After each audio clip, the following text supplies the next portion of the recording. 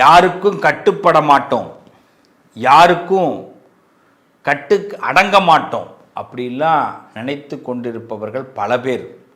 ஆனால் எல்லாருக்குமே கட்டுப்படக்கூடியவர்கள், அன்புக்கு கட்டுப்படக்கூடியவர்கள், எந்த ஒரு சின்ன விஷயத்துக்கும் ஒத்துக்கொள்ளக்கூடியவர்கள் மிதுன ராசிக்காரர்கள். அப்படிப்பட்ட மிதுன ராசிக்காரர்கள் வாழ்க்கையில் இதுவரைக்கும் ஒரு வெறுமை இருக்குது அப்படின்னா சில கேள்விகளை நீங்கள் கேட்கல. ஹூ ஐ ஆம், நான் யார் அப்படின்னு உங்களுக்குள்ள ஒரு கேள்வி கேளுங்க. அந்த கேள்வியை கேட்கக்கூடிய இந்த நாள் உங்கள் வாழ்க்கையில் பல விடைகளை கொடுக்க போகிறது. என் அன்பான மிதுன ராசி நேயர்களே, மிதுன ராசிக்கு எத்தனை பெயர்ச்சிகள், எத்தனை ஆண்டுகள், சூழ்நிலைகள் எல்லாம் மாறி இருக்கு. ஆனால் வாழ்க்கையில் நாம் நினச்ச சில விஷயம் நடக்க மாட்டேங்குது.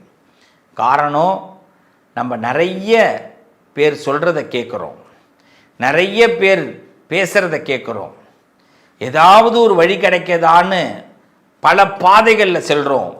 ஆனால் நமக்கான பாதைகளில் இன்னும் செல்ல ஆரம்பிக்கலை.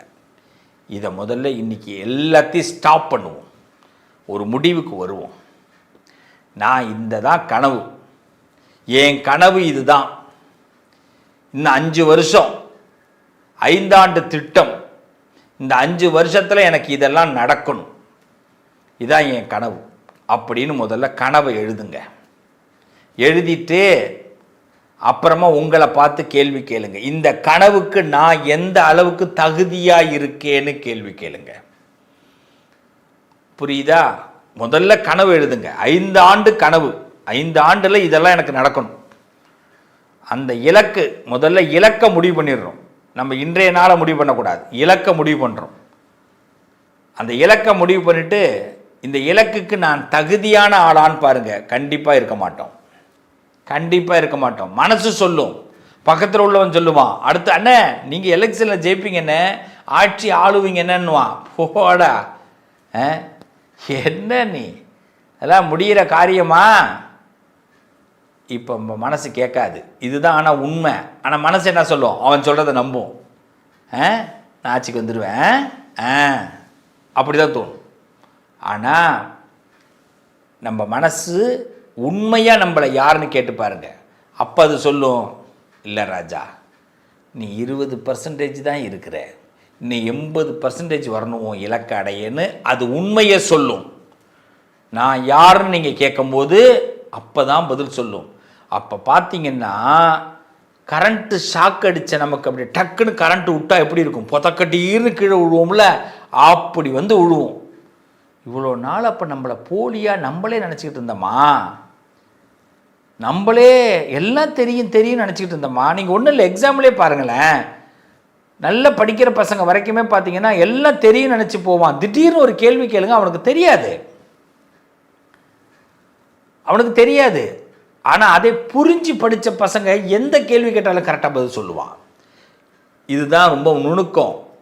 மிதுன ராசிக்காரர்களுக்கு புத பகவான் இருக்கிறார், உங்களுக்கு ஆணித்தனமாக இருக்கிறார், பலமாக இருக்கிறார். நீங்கள் மற்ற எதையும் நம்பக்கூடாது. புதனை பொறுத்த வரைக்கும் உங்கள் புத்திசாலித்தனம், உங்கள் புத்தி தான் உங்களுக்கு எஜமான், உங்கள் புத்தி தான் உங்களுக்கு யோகவான், உங்கள் புத்தி தான் உங்களுக்கு கடவுள். எஸ், அதுதான் உண்மை. உங்களால் முடியாததே கிடையாது. நான் இந்த இலக்கை அடையணும்னு முடிவு பண்ணி பாருங்க, மிதுனம் நடக்கலைன்னா கேளுங்க. ஆனால் அதை முடிவு பண்ணிவிட்டு நீங்கள் யாருன்னு கேட்கணும். இன்றைக்கி நீங்கள் யாருன்னு கேட்டால் 0 இல்லை 10%, 20%ன்னு காட்டும். அப்புறமா அதை நீங்கள் 100 ஆக்கிறதுக்கு முயற்சி பண்ணுங்கள். என்னென்னலாம் இதில் போடணும், இதுக்குள்ளே என்னென்னலாம் கொண்டு வரணும், அதை முடிவு பண்ணுங்கள். கண்டிப்பாக உங்கள் இலக்கை அடையலாம். ஆனால் உங்கள் பக்கத்தில் உள்ளவங்க நிறைய உங்களை போலியாக சொல்லி வச்சுருப்பாங்க, அன்னே நம்பாதீங்க. அதெல்லாம் சும்மா கட்டுக்கதை, அதெல்லாம் கட்டுக்கதை. நான் ஜாதகம் ஒன்று சொல்கிறேன், ஜாதகத்தில் பரிகாரமே பண்ண வேண்டாம். உங்களுக்கு எத்தனை தோஷம் இருந்தாலும் தோஷம் விலகிடும். அதுக்கு ஒன்றே ஒன்று தான் செய்யணும். உங்களுக்கு என்ன தோஷம் இருக்குது, எல்லா தோஷமும் ஒரே நாளில் விலகிறதுக்கு ஐடியா இருக்குது. என்னென்னா ரொம்ப சிம்பிள். இன்னையிலேருந்து என் ஜாதகம் புனிதமாயிட்டு நீங்கள் நம்பணும். நான் புனிதமாயிட்டேன்னு நம்பணும், நான் உத்தமனாயிட்டேன்னு நம்பணும், நான் இனிமேல் தப்பு பண்ண மாட்டேன்னு நம்பணும். நான் பண்ணின ஏதோ ஒரு தப்பு, நான் பண்ணின ஒரு துரோகம், நான் பண்ண ஒரு சிரமம், இன்னொருத்தனுக்கு கொடுத்த சிரமம், நான் இன்னொருத்தனுக்கு வச்ச பாம், அதுதான் என்னை இன்னைக்கு பிரச்சனைக்கு உண்டாக்குனது நம்ம நம்பணும். எங்கேயோ ஒன்று பண்ணியிருப்போம்.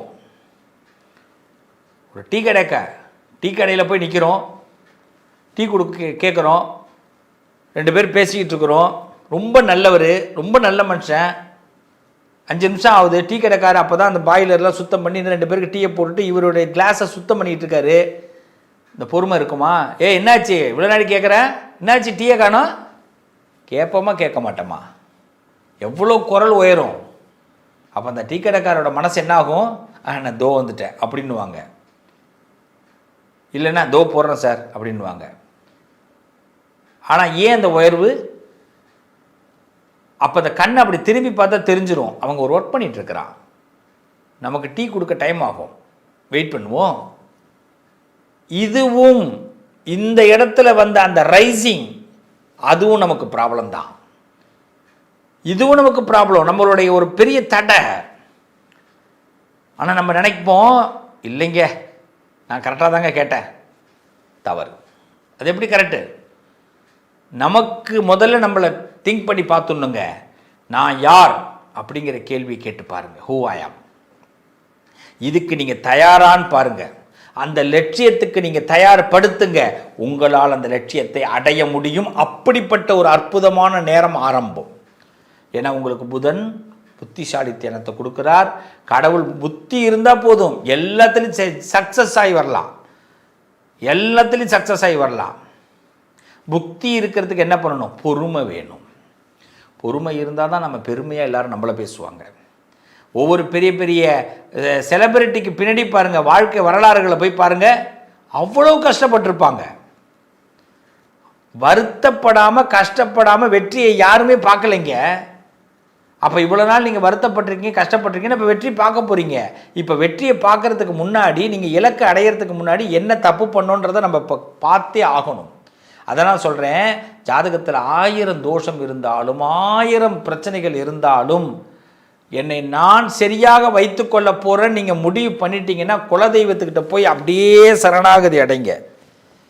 அப்படியே சாஷ்டாங்கமாக நமஸ்காரம் பண்ணுங்க. குலதெய்வத்துக்கிட்ட போய் குலதெய்வம் கோயிலுக்கு போயிடுங்க, நேராக போயிடுங்க, சாஷ்டாங்கமாக நமஸ்காரத்தை போடுங்க. மன்னிச்சிரு மன்னிச்சிரு மன்னிச்சிரு, மன்னிப்பு கேளுங்க. என்னென்ன தப்பு பண்ணீங்கன்னு எல்லாத்தையும் அதில் கொண்டு விடுங்க. தப்பே பண்ணலன்னு மட்டும் சொல்லக்கூடாது. ஏதோ ஒன்று பண்ணியிருப்போம், யாரையோ ஒருத்தவங்களை கஷ்டப்படுத்தியிருப்போம், எங்கேயோ ஒரு வருத்தம் வந்திருக்கும். அதுக்கு பிறகு நல்லா செய்யுங்க, நல்ல எண்ணெயை தேய்ச்சி குளிங்க. இல்லை எண்ணெயை தேய்ச்சி குளிச்சுட்டு குலதெய்வத்துக்கு போங்க, மன்னிப்பு கேளுங்க. மன்னிப்பு கேட்டுட்டு சாமியை கும்பிட்டுட்டு, நீ இருக்க, உன்னை நம்பி இன்னுமே ஆரம்பிக்கிறேன் வாழ்க்கையை அப்படின்னு உங்கள் வாழ்க்கையை ஆரம்பிங்களேன். கடன்னு உங்கள் வாழ்க்கை ஆரம்பமாகும். இது வரைக்கும் நீங்கள் என்ன நினச்சி நடக்காமல் இருந்ததோ அதெல்லாம் நடக்கும். எந்த பேரை எதிர்பார்த்தீங்களோ அந்த பேர் வரும். நீங்கள் ஒரு அரசாங்கத்தை ஆள முடியும், ராஜ வாழ்க்கையை வாழ முடியுங்க. இந்த ஒன்று தாங்க தேவை. என்ன நான் புனிதப்படுத்திக்கணும். அதை விட்டுட்டு நான் இங்கே உட்காந்துக்கிட்டு நான் அந்த ஊருக்கு போய் இந்த பரிகாரம் பண்ண போகிறேன், இந்த கோயிலுக்கு போக போகிறேன், நான் இந்த நீங்கள் கோயிலுக்கு போங்க, எல்லா கோயிலுக்கும் போங்க, சாமி கும்பிடுங்க, நல்லா இருங்க. ஆனால் முதல்ல உங்கள் உள்ளூரில் உங்கள் பக்கத்தில் இருக்கிற சாமியோட கனெக்ட் ஆகுங்க. நான் எல்லாருக்கும் சொல்கிறது அதுதான். கட்டுக்கட்டாக பணம் வரும். நம்ம உள்ளூரில் இருக்கிற சுவாமியோட கனெக்ட் ஆனால் கட்டுக்கட்டாக நமக்கு பணம் வரும். இதெல்லாம் என்ன உண்மை மாதிரியா இருக்குது? நினச்சி பாருங்கள், நடத்தி பாருங்கள். ஒரு வருஷம் ஒரு கோயிலுக்கு ஒரு டைமை வச்சுங்க. மனசை சுத்தப்படுத்திக்கணும். முதல்ல மன சுத்தம், அப்புறமா எனக்கு நான் இன்னைக்கு ஒவ்வொரு நாளும் நான் பண்ண பாவத்துக்கு மன்னிப்பு கேட்கணும். பாவம் பண்ணாமல் இருக்கவே முடியாது சுவாமி. ஏதோ ஒரு பாவம் பண்ணுவோம், யாரோ ஒருத்தவங்களை வருத்தப்பட வைப்போம், யாரோ ஒருத்தவங்க சிரமப்படுவாங்க, இதை வெளியில் சொல்லிக்க முடியாது. யாரோ ஒருத்தவங்களோட வார்த்தைகளில் நம்ம உள்ளே பூந்து வெளியில் வந்திருப்போம், மன வேதனை பட்டிருப்பாங்க. மன்னிப்பு தான் கேட்கணும். மன்னிப்பு தான் முதல் வார்த்தை, மருந்து. அதான் மருந்து. அதை கேட்டுட்டு பக்கத்தில் இருக்கிற கோவில், நீங்கள் பெருமாளை எடுத்துங்கோ, சிவனை எடுத்துங்கோ, மிதுன ராசிக்காரர்கள் சிவனை எடுத்துங்கோ, பெருமாள் எடுத்துங்கோ, நடராஜர் எடுத்துங்கோ, திருமுறை படிங்க, தேவாரம் படிங்க, திருமுறை படிங்க. உண்மையிலே சொல்கிறேன், சிவபெருமான் உங்களுக்கு மிதுன ராசிக்கு இன்னொன்று நான் சொல்கிறேன், நடராஜருடைய சகஸ்ரநாமம், எல்லா சகஸ்ரநாமத்தை விட நடராஜருடைய சகஸ்ரநாமத்துக்கு அவ்வளோ பவர் உண்டு. ஒரு எதிரியை அழிக்கக்கூடிய ஆற்றல் உண்டு. ஒருத்தவனை கட்டுப்போட வைக்க முடியும், அவனை அப்படியே கலங்க வைக்க முடியும். நடராஜரால் மட்டும்தான் முடியும். அது நம்மளாம் நினச்சிக்கிட்டு இருக்கோம், நடராஜர்னா யாரோ நினச்சிக்கிட்டு இருக்கோம். நடராஜருடைய அருமையே வேற. தெய்வ வடிவத்தில் நடராஜருடைய அருமை எப்படின்னா, ஒருத்தவனை எப்பேற்பட்டவனையும் அடங்க வைக்க முடியும், நம்ம கட்டுக்குள்ளே கொண்டு வர முடியும். அப்படிப்பட்ட நடராஜரை கும்பிடுங்க. மிதுன ராசிக்காரர்களே, இந்த காலகட்டம் நீங்கள் யாருன்னு தெரிஞ்சுக்கிட்டு உங்கள் ஜாதகத்தை நீங்கள் அப்போ யோசிச்சிங்கன்னா உங்கள் ஜாதகத்தில் இருக்கிற எல்லா பாவங்களும் போயிடும், எல்லா தோஷங்களும் போயிடும். பரிகாரமே தேவையில்லை. சிவனை கும்பிடுங்க, பெருமாளை கும்பிடுங்க, வாழ்க்கையை ஆரம்பிங்க. ஏன்னா நம்ம எதை செய்யலாம், என்ன பண்ணலான்னு இப்படியே எத்தனை காலம் யோசனை பண்ணிக்கிட்டு இருக்கிறது பிள்ளைகளா? எத்தனை காலம் யோசனை பண்ணிக்கிட்டு இருக்கிறது சொல்லுங்கள். நமக்கு ஒரு விடை வேணாமா? நம்ம வாழ்க்கையில் நம்ம கனவு நிறைவேற வேண்டாமா? நம்ம ஜாதகத்தை புனிதப்படுத்த வேண்டாமா? நம்ம தலையெழுத்தை மாற்ற வேண்டாமா? உங்களுக்கு என்ன நினைக்கணும், என்ன நடக்கணும், அதை முடிவுக்கு வாங்க. முடிவுக்கு வந்துட்டு சுவாமிகிட்ட சொல்லுங்கள், எனக்கு இது நடக்கணும், இன்னிலிருந்து நான் உத்தமனாக, நான் நீ நினைக்கிற மாதிரி இருக்கிறேன் அப்படின்னு முடிவுக்கு வாங்க. அவர் நடத்தி கொடுக்க ஆரம்பிப்பார். அவருடைய கடமை. உங்கள் குலதெய்வம் அதுக்கு அனுகிரகம் செய்யும். நண்பர்களே, மிதுன ராசி நேயர்களே, இது ஒரு நல்ல நேரம். உங்கள் உள்ளூரில் இருக்கிற சுவாமியை முதல்ல வழிபாடு பண்ணுங்கள். வெளியூரில் இருக்கிற சுவாமிக்கு வேண்டிக்கிங்க. இந்த காரியம் நடந்துட்டா உன் சன்னதிக்கு நான் வருகிறேன்னு வேண்டிக்கிங்க. அந்த காரியம் நடக்கும். நடந்த பிறகு நீங்கள் எந்த கோயிலுக்கு நினச்சிங்களோ அந்த கோயிலுக்கு போங்க. எந்த கோயிலுக்கு நினைக்கிறீங்களோ அந்த கோயிலுக்கு போங்க. ஆனால் முதல்ல தன்னம்பிக்கை தான் உங்களுக்கு வேணும். என்னால் முடியும், நான் வருவேன், நான் வந்தே தீர்வேன் முடிவு பண்ணணும். நீங்கள் வந்துடுவீங்க. அதுதான் நான் முதல்ல சொன்னேன். பாபா படம் ஒன்று சொன்னேன் பார்த்தீங்களா? அதுதான் ஒரு மனுஷனை எப்படி கொண்டு போகணுன்னே தெரியாது, டக்குன்னு உங்களை மேலே ஏற்றும். அப்போ நல்ல நேரம் வர்றதுக்கான நல்ல வாய்ப்புகள் இப்போ ஆரம்பம். உங்களுக்கு ராஜ வாழ்க்கை ஆரம்பம்.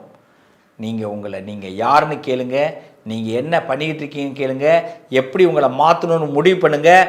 அப்போ ஜாதகத்தில் கையை வைங்க. அந்த ஜாதகம் உங்களுக்கு வேலை செய்யும், பேசும் ஜாதகம். வாழ்த்துக்கள். நல்லதே நடக்கும். குலதெய்வம் உங்களுக்கு அருள் செய்வாங்க. நல்லது நடக்கும்.